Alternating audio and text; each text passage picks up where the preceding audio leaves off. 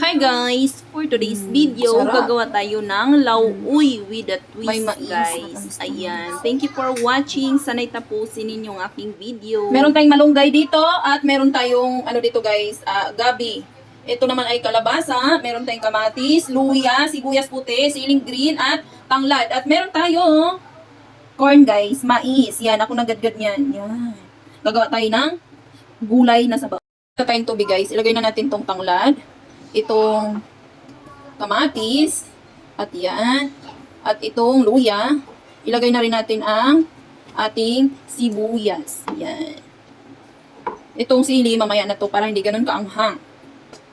So, ito guys, isabay na natin sa pagpakulo itong ating gabi. Yan.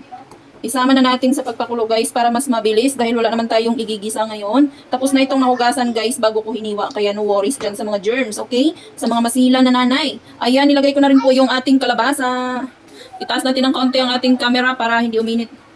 Lagay natin ang kalabasa para sabay silang lumambot guys at maluto.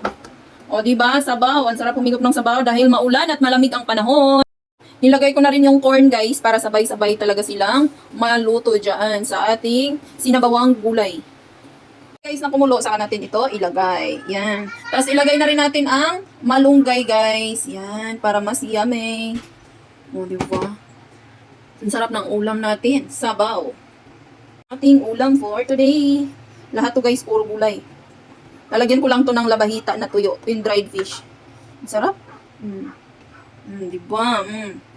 Nausok pa. Ilagay natin ang mahiwagang labahita na tira kagabi sa ating ulam. Ayan. Siyempre, siya yung bida. Ilagay natin sa taas. Yan. Let's eat. Luto na yung ating ulam.